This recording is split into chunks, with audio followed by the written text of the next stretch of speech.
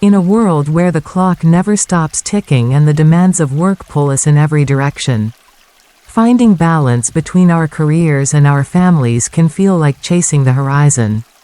And yet, at the heart of every strong marriage lies not grand gestures, but the quiet commitment to show up for each other, again and again. Today, I want to share with you 10 simple, human, and powerful ways to bridge the space between office meetings and dinner tables, between deadlines and bedtime stories. This isn't about perfection, it's about intention. So let's begin, one heartbeat at a time. Part 1. Start each week with a couples check-in. Let's begin with something that takes less than 15 minutes but can transform the emotional climate of your entire week: a couples check-in every Sunday evening.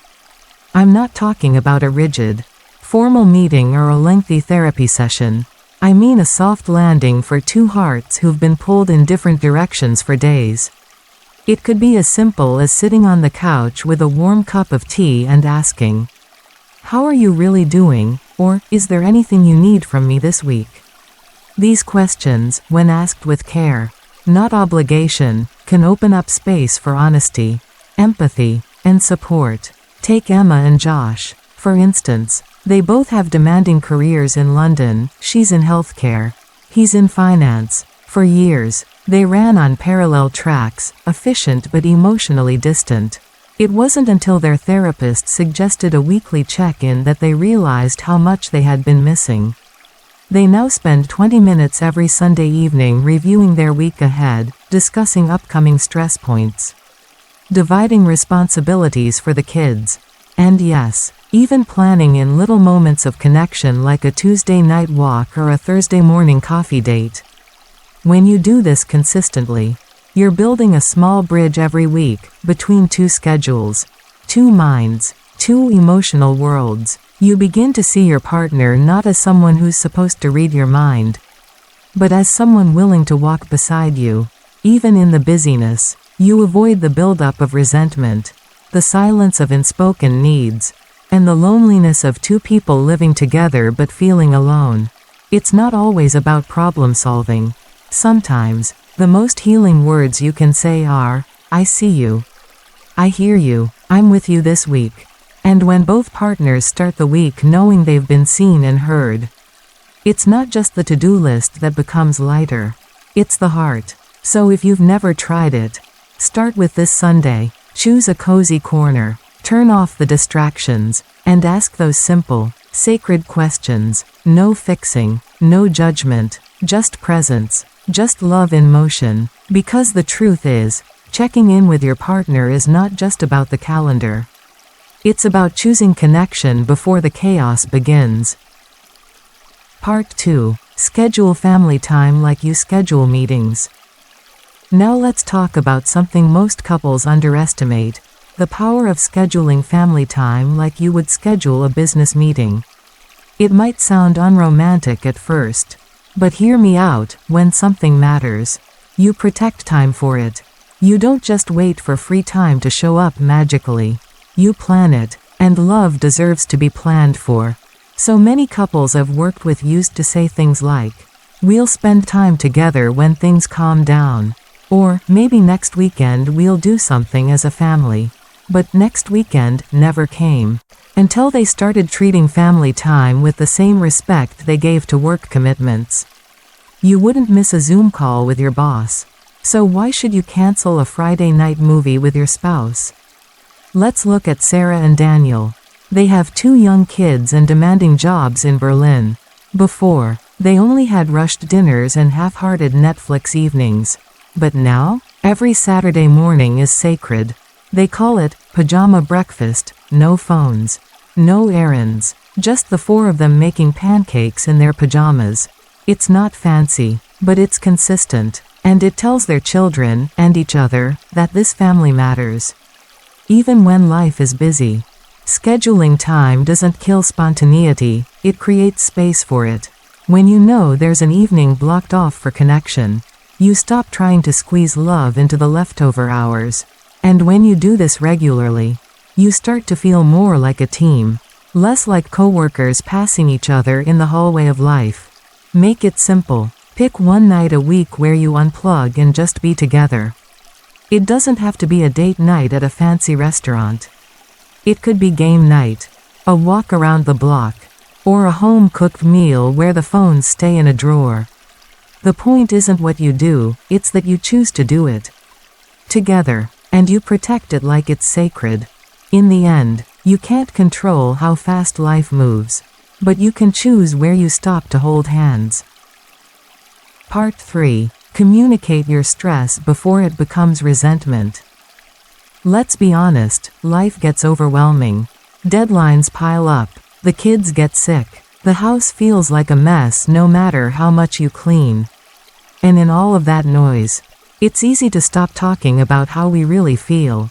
We start carrying our stress like invisible backpacks, hoping our partner will notice, will ask, will help, but often, they don't, not because they don't care, but because they don't know. That's why one of the most powerful things you can do in marriage is to communicate your stress before it turns into resentment. I once sat with a couple, Aaron and James, who had been married for 7 years. Aaron had just returned to full-time work after maternity leave, and she felt like she was drowning, working, pumping milk, answering emails at midnight, and still trying to make dinner. But instead of telling James, she just grew colder, snappier, silent. James, meanwhile, thought everything was fine, until one night she exploded over a misplaced sock. That was the breaking point. In therapy, Aaron admitted, "I thought he should just know I was struggling." But James replied, "I didn't know how to help. I didn't even know you needed help." That conversation changed their marriage. Now, every Thursday night, they sit down for what they call the pressure valve, a chance to say, "Here's what's weighing on me this week." No judgment, no fixing, just listening, and it's made them softer with each other. Kinder. You see, resentment doesn't start big. It starts with small things, unspoken fatigue, unmet expectations, swallowed disappointment, and every time we hold it in instead of letting it out, it grows roots. But when we name our stress gently, early, with honesty and love, we make space for our partner to meet us in it, not fix us, not save us, but simply be with us. So if you're tired, say it. If you feel alone in the responsibilities, speak it out. If you need help, don't turn your need into anger, turn it into invitation. You are allowed to need. You are allowed to be human. And when both partners give each other that grace, marriage becomes a safe place again, not a battlefield. Because the truth is, silence might feel safer in the short run, but vulnerability builds the kind of trust that lasts a lifetime. Part 4. Set boundaries between work and home. Let's move into something very practical but deeply emotional: boundaries. In a world that glorifies hustle and blurs the line between work and life, one of the kindest things you can do for your marriage is to set boundaries between work and home. I'm talking about the kind of boundaries that say, "My job matters, but so does my presence." Because if you're always mentally at work, even when you're physically at home, your partner will eventually feel like a roommate, or worse, invisible. This is especially challenging for couples working remotely or running businesses together. Take Luis and Anna, a couple from Madrid who co-run a creative agency. In the early days of their startup, they worked from the kitchen table, laptops open from dawn till midnight. At first, it felt exciting, but over time, they realized their relationship was being swallowed by spreadsheets and client calls. They argued more, touched less, and forgot how to talk about anything other than work. Their turning point came when they implemented one small change: a work shut-off ritual. Every evening at 6:30, they'd physically close their laptops, light a candle, and take 10 deep breaths together before transitioning into home mode. It wasn't about the candle, it was about intention, a signal to their brains and hearts that work could wait. But love could not. Boundaries look different for everyone. For some, it's turning off email notifications after 7 p.m. For others, it's choosing not to bring laptops into the bedroom. Maybe it's refusing to answer work calls during dinner. Whatever it is, boundaries are not barriers, they're invitations. Invitations to be more fully present. To say, this moment with you matters enough for me to protect it. You don't need to be perfect.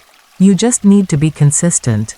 Your spouse doesn't expect you to abandon your career, they just need to know there's still room for them in your world. When boundaries are clear, love has space to breathe. Because the truth is, marriages don't just suffer from infidelity or big betrayals. Sometimes, they fade from 1,000 tiny moments of emotional absence. Boundaries help you come home, not just to the house, but to each other. Part 5. Share household responsibilities fairly. Now let's talk about something that may not sound romantic, but is absolutely essential for a balanced and lasting marriage: sharing household responsibilities fairly. Because nothing builds quiet resentment faster than one partner feeling like they're carrying the invisible weight of everything, from the laundry to the grocery list to the kids' school emails, while the other seems oblivious. Love is not just in the words, it's in the doing. There's a term for this imbalance: emotional labor. And it often falls disproportionately on one partner. Many times the woman in heterosexual couples, but it can happen in any dynamic. Emotional labor isn't just about scrubbing the sink. It's about remembering to buy the birthday gift, signing the school forms, planning meals, and noticing when the milk is running low. When only one person is carrying all of that, even small things become heavy. Let me share the story of Mia and Theo from Amsterdam. They came into counseling not because of infidelity, but because Mia felt chronically exhausted and unseen. She said, "I don't need him to do everything. I just want to feel like we're in this together." Theo was shocked. He said, "But I take out the trash and mow the lawn." That was true, but he had no idea how much more was happening behind the scenes every single day. With some guidance, they sat down and listed every single weekly task, from making lunches to scheduling dentist appointments. Then, they redistributed the load. The change was immediate, not just because Theo started doing more, but because Mia felt seen, appreciated, respected. "And Theo?" he said, "I finally understand how hard she was working. I feel more connected to her now." Sharing responsibilities isn't about scorekeeping, it's about solidarity. It's about saying, "I see how hard you work, and I want to carry some of that with you." And when couples do this, they build trust. They build a foundation where both people feel safe to rest, to ask, to receive. Because the truth is, when love is shared in chores, it gets rooted in everyday life, and that's the kind of love that lasts. Part 6. Learn to say no to protect your time. One of the most powerful tools a couple can learn is the word no. Not to each other, but to the outside world. Saying no isn't about being rude or antisocial, it's about protecting what matters most. And when you're trying to balance work and family, the ability to say no becomes a form of self-preservation and relational care. You don't have to attend every social event, accept every project, or volunteer for every school fundraiser. Every yes you give to something outside your marriage is, by default, a no to something else, often your time, your energy, your peace. It's not selfish to choose your family. It's wise. Consider Hannah and Mark from Toronto. Both are deeply involved in their careers and church community. They used to say yes to everything: extra shifts, last-minute invites, extended family obligations. Their calendar was full, but their connection was running on empty. The turning point came when they realized they hadn't had a proper conversation in weeks. They were exhausted, edgy, and more like roommates than partners. Together, they sat down and made a new rule: 2 weeknights and 1 weekend morning would be no zones, reserved for rest, reconnection, or simply doing nothing together. They started saying no to things that drained them and yes to quiet breakfasts, evening walks, and even silence on the couch. The more they honored those boundaries, the more peace returned to their home. It's tempting to think love should never need protection. But the truth is, without limits, even the strongest relationships wear thin. You can't pour into each other if you're constantly pouring out to everything else. So give yourself permission to decline. Let go of the guilt. Trust that your marriage is worth prioritizing. Because sometimes, saying no to the world is how you say yes to each other. And in the quiet left behind, love has space to speak again. Part 7. Practice micro moments of connection. Sometimes we think intimacy has to be grand to be meaningful. But some of the most powerful connections in marriage happen in the smallest moments, what I call micro moments of connection. These are not expensive date nights or elaborate gestures. They are the tiny, everyday interactions that whisper, "I see you, I care, we're still in this together." Think about the simple act of holding hands while walking to the car, making eye contact when saying good morning, or sending a midday, "I love you" text. These moments might seem insignificant, but over time, they create a deep sense of emotional safety. They're like deposits into your relational bank account, little acts that say, "You matter to me, even when life is busy." There's a couple I admire deeply, Laura and Ben from Glasgow. Married for 12 years, 2 teenagers, both working full-time jobs. Their secret? They never stopped saying, "Thank you," for the small things. Thanks for making coffee. Thanks for folding the laundry. Thanks for picking up the groceries. These aren't romantic lines, but they are relational glue. Another thing they do? A 6-second kiss before one of them leaves the house. Not a rushed peck. A real kiss. Just 6 seconds. Long enough to pause. To feel. To remember. This is not just someone I live with. This is the person I chose. You don't need hours every day to nurture your relationship. But you do need presence. Attention. A willingness to show up in the little moments that often pass unnoticed. Because love isn't only found in the milestones. It's nurtured in the mundane. So start noticing. Start initiating. Hug a little longer. Smile when your partner walks into the room. Touch their arm when they speak. Speak their name with warmth. These aren't habits of perfect couples, they're habits of present ones. Because the truth is, it's not time that keeps love alive. It's intention, and intention fits beautifully into the tiniest moments of our day. Part 8. Embrace flexibility, not perfection. Marriage is not a performance. It's not about doing everything right or being the perfect partner. It's about showing up, again and again, with grace and flexibility. That's why one of the most freeing gifts you can give each other is the permission to be human, to be flexible. Not perfect. Perfection says, "You should know what I need." Flexibility says, "Let's talk about it together." Perfection says, "We must have dinner as a family every night." Flexibility says, "This week is chaotic. How about pancakes on Saturday morning?" When we hold our expectations too tightly, we squeeze out the joy. But when we stay adaptable, we create space for peace. Take Sophie and Lucas, a dual-income couple in Brussels with a newborn and a toddler. Their home is often a mess. Their sleep is interrupted, and their plans are constantly changing.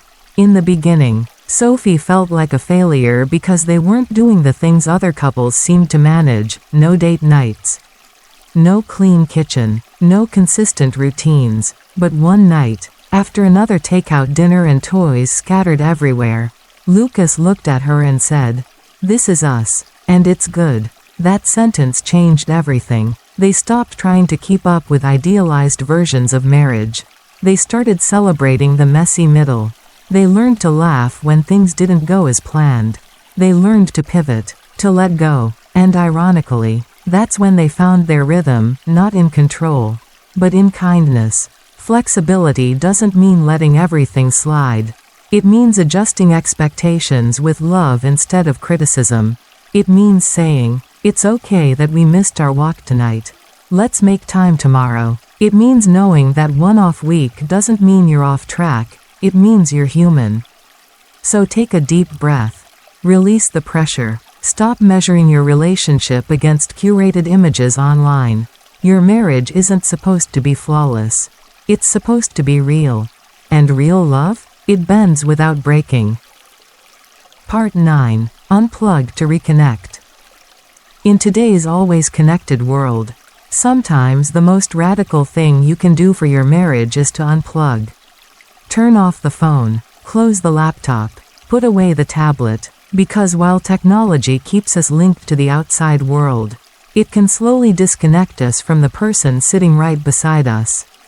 You've probably seen it before, two people at dinner, both scrolling their phones, or lying in bed, side by side, each with a screen lighting up their face. The truth is, screens aren't the enemy, disconnection is, and when we forget to look each other in the eyes, to listen without distraction, to be present without a ping or a notification, we forget how to truly connect. Meet Caroline and Noah from Copenhagen. In the early years of their marriage, they both worked in tech, and their phones were practically extensions of their hands. But over time, their conversations thinned, their laughter faded. They realized they were spending more time watching other people's lives than investing in their own.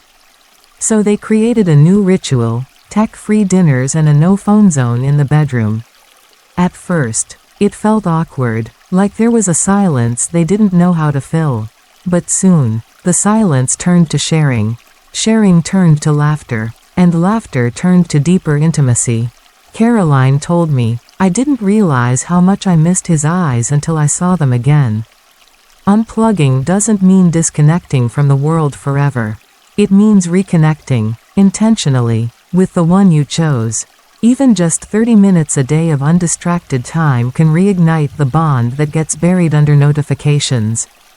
So make space. Put the phone down during meals. Go for walks without earbuds. Replace late-night scrolling with pillow talk. Create sacred spaces where presence, not pixels, fills the room. Because the truth is, your marriage deserves your full attention, and some of the most healing moments are waiting on the other side of a powered-off screen. Part 10. Keep nurturing the relationship beyond daily roles.